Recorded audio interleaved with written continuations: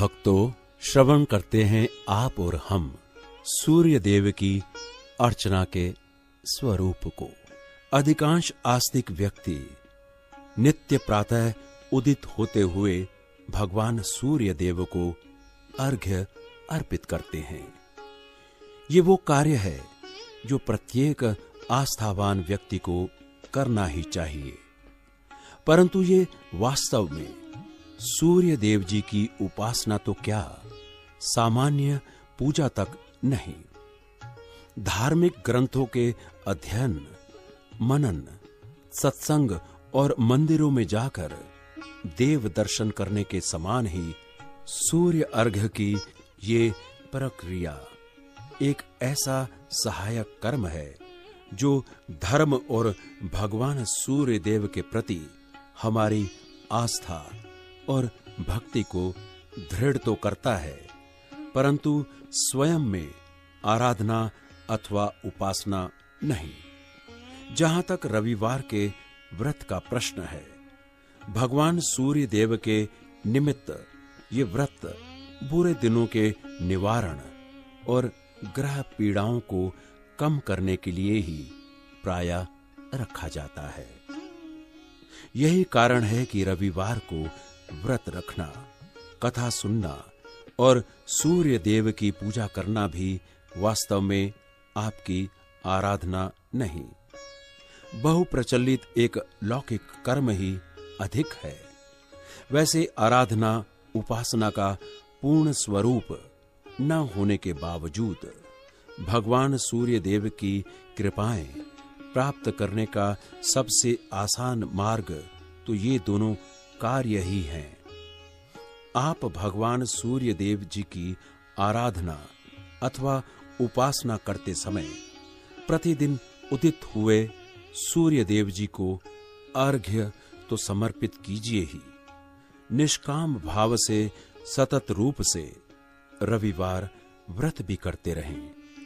आपकी पूजा आराधना को सफल बनाने और आपको मानसिक उपासना के स्तर तक पहुंचने में अन्य धार्मिक प्रक्रियाओं के समान ये दोनों कार्य प्रबल सहायता प्रदान करेंगे। भगवान सूर्य देव जी अथवा अन्य किसी भी देवी देवता की मानसिक उपासना प्रारंभ करने के पूर्व कुछ मास तक उनकी सामान्य पूजा करनी ही होगी। इस पूजा के 3 रूप हैं और क्रम से एक एक को सफलतापूर्वक पूर्ण करने के पश्चात ही हम भगवान सूर्य देव की मानसिक उपासना प्रारंभ कर पाएंगे।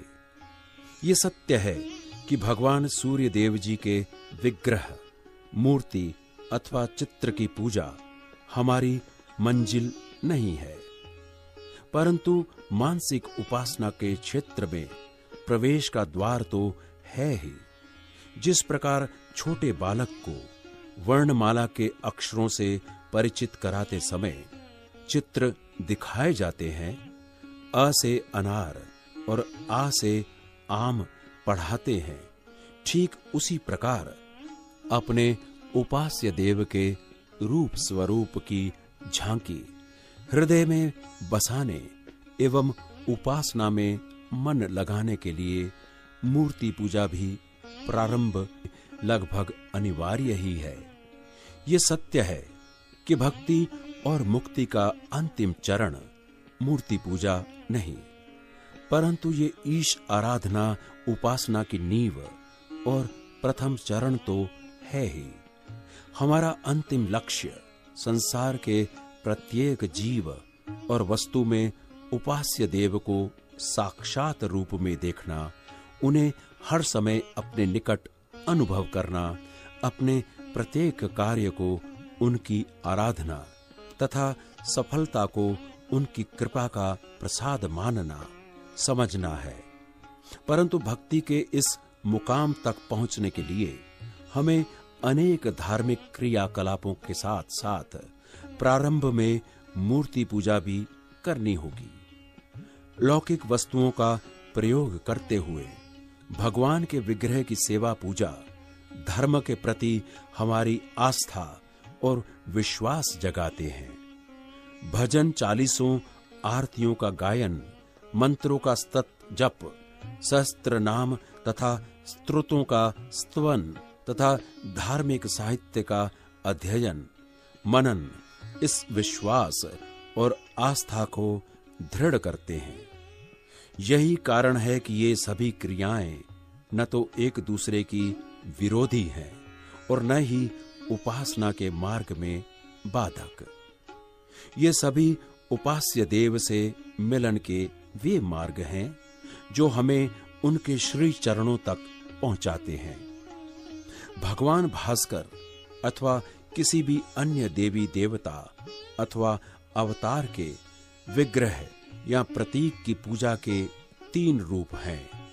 इसका सबसे छोटा रूप पंचोपचार पूजा है, जबकि विधि विधान के साथ की जाने वाली पूर्ण पूजा को षोडशोपचार आराधना कहा जाता है। इन दोनों के मध्य की स्थिति है दशोपचार पूजा। पंचोपचार पूजा करते समय भगवान सूर्य देव की मूर्ति अथवा चित्र के निकट चंद बूंदे जल टपकाकर उन्हें स्नान कराया जाता है। इसके बाद मूर्ति को तिलक लगाने, पुष्पहार पहनाने, धूप दीप जलाने, भोग लगाने और आरती उतारने की क्रियाएं की जाती हैं।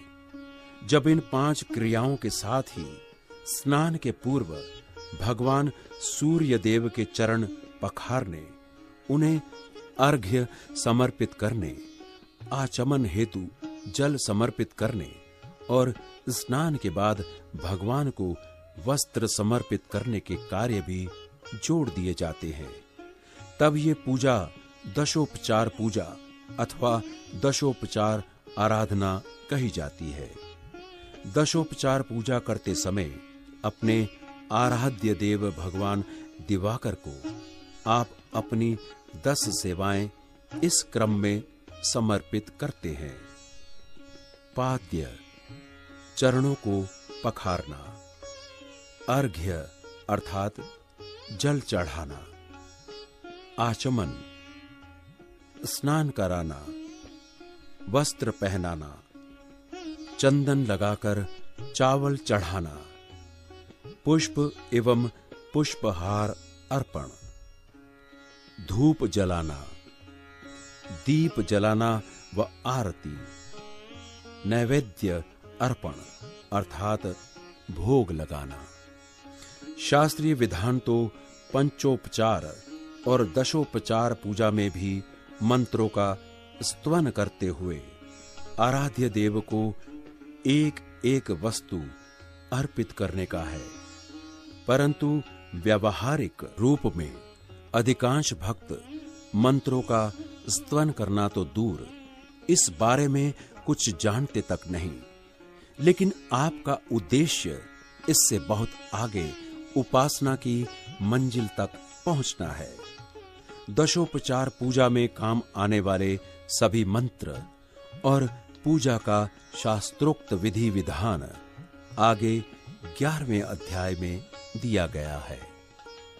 आप उन सभी मंत्रों को कंठस्थ कर लीजिए और फिर शास्त्रोक्त विधि से कुछ मास तक दशोपचार पूजा करने के पश्चात षोडशोपचार आराधना प्रारंभ कर दीजिए। ये षोडशोपचार आराधना भी हमारी मंजिल नहीं, बल्कि मानसिक उपासना के विश्वविद्यालय में प्रवेश की अंतिम परीक्षा है। मूर्ति पूजा की पराकाष्ठा और मानसिक उपासना का पूर्वाभ्यास है मंत्रों का स्तवन करते हुए पूर्ण विधि विधान के साथ की जाने वाली ये षोडशोपचार आराधना। ये षोडशोपचार आराधना करते समय आप भगवान सूर्य देव जी के ध्यान एवं आह्वान से लेकर प्रदक्षिणा तक 16 वस्तुएं अर्पित करेंगे। इसके साथ ही भगवान भास्कर के ध्यान से भी पहले कुछ अन्य कृत्य और गणेश जी का पूजन भी किया जाएगा। यद्यपि मंचोपचार और दशोपचार पूजा के समान ही षोडशोपचार आराधना में भी उपास्य देव की मूर्ति अथवा चित्र और सभी लौकिक उपादानों का उपयोग किया जाता है, परंतु सीधे ही विग्रह की पूजा प्रारंभ नहीं कर दी जाती। सभी धार्मिक कार्यों में अनिवार्य रूप से किए जाने वाले स्वस्ति वाचन, भूत शुद्धि, शांति पाठ और गणेश जी के पूजन के बाद भगवान सूर्य देव का ध्यान किया जाता है। जब भावलोक में आप अपने आराध्य देव को अपने निकट महसूस करने लगते हैं, तभी स्तवन करते हैं आसन समर्पण के लिए मंत्र का। स्नान कराने और वस्त्र समर्पण के बाद उन्हें आभूषण भी समर्पित किए जाते हैं। तिलक में चंदन के साथ साथ केसर, कुमकुम आदि का प्रयोग भी होता है। धूप, दीप वे नैवेद्य के बाद तांबूल और पुंगी फल अर्थात पान सुपारी के साथ दक्षिणा भी समर्पित की जाती है। धूप, दीप एवं आरती के बाद प्रदक्षिणा और क्षमा याचना भी की जाती है। षोडशोपचार आराधना के अंत में कुछ भक्त तो आराध्य देव के चालीसे, भेंटों, भजनों, विनतियों और आरतियों आदि का गायन करते हैं, जबकि अधिकांश आराधक सहस्त्र नाम अथवा अष्टोत्तर शतनाम का पाठ तथा आराध्य देव के किसी मंत्र का जप करते हैं।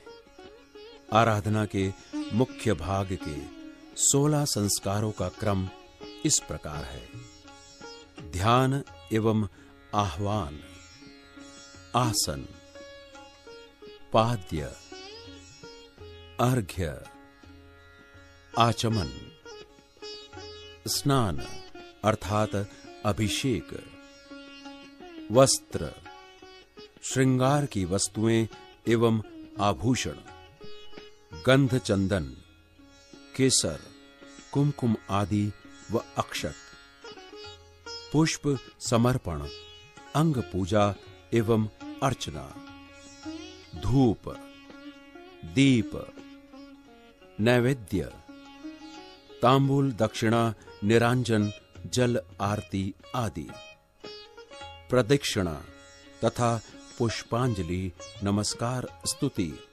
राजोपचार, जप, क्षमापन, विशेष अर्घ्य और समर्पण, मंत्रों का जप एवं ध्यान।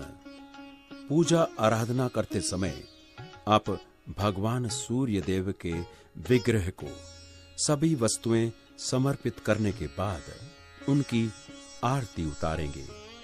अधिकांश भक्त इसके बाद चालीसे और भजनों व विनतियों का गायन करके आराधना की इतिश्री कर लेते हैं और इसी प्रकार जीवन भर पूजा आराधना करते रहते हैं।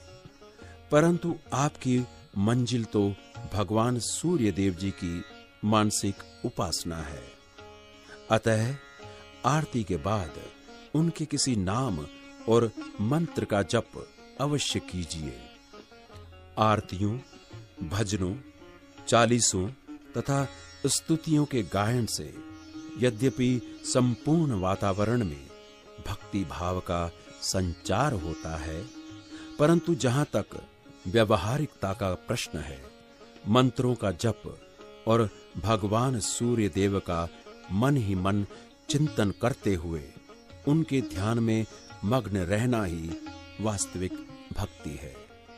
यही कारण है कि आप दशोपचार पूजा अथवा षोडशोपचार आराधना के अंतिम चरण में आरती के बाद चालीसों आदि का गायन करें अथवा नहीं, परंतु उनके किसी भी एक मंत्र की कम से कम एक माला अनिवार्य रूप से जपें। इसके साथ ही भगवान सूर्य देव जी के अष्टोत्तर शतनाम अथवा सहस्त्र नाम का स्तवन तो करें ही, आदित्य हृदय स्तोत्र का पाठ भी प्रारंभ कर दे। भगवान सूर्यदेव जी की मानसिक उपासना के ये अनिवार्य अंग हैं। अतः प्रारंभ से ही इनका अभ्यास आपकी उपासना को सफल बनाने में सबसे महत्वपूर्ण भूमिका निभा सकता है। ये सत्य है कि चालीसों और भजनों के गायन के विपरीत इनका स्तवन नयन बंद करके मन ही मन किया जाता है। अतः प्रारंभ में हमारा मन स्थिर नहीं हो पाता, परंतु कुछ मास तक निरंतर ये जप और स्तवन करते रहने पर न केवल हमारा मन और मस्तिष्क स्थिर होकर इनमें रमने लग जाता है, बल्कि समय के साथ साथ इनमें लगने वाले समय की मात्रा स्वयं ही बढ़ती चली जाती है। भगवान सूर्यदेव जी पर ब्रह्म का साकार स्वरूप हैं। इस लोक में सभी सुख, धन, वैभव, पुत्र पौत्र एवं मानसिक शांति की प्राप्ति और मृत्योपरांत मोक्ष प्राप्ति की आकांक्षा से ही आपकी आराधना उपासना प्रायः की जाती है।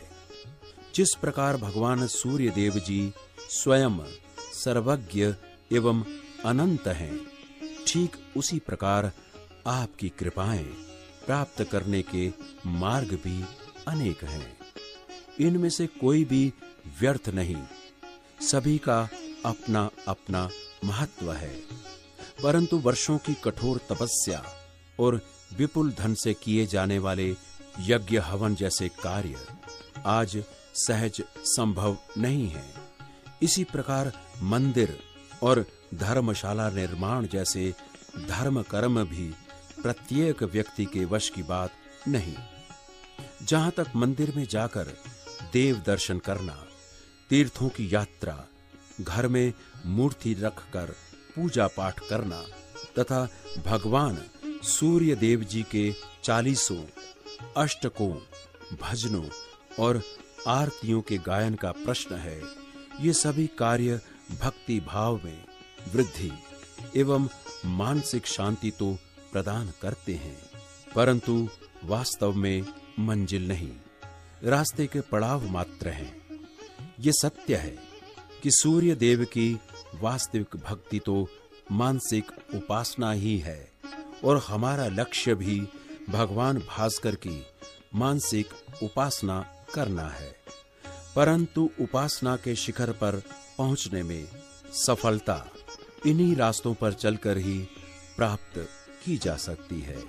ओम सूर्याय नमः। ओम सूर्याय नमः।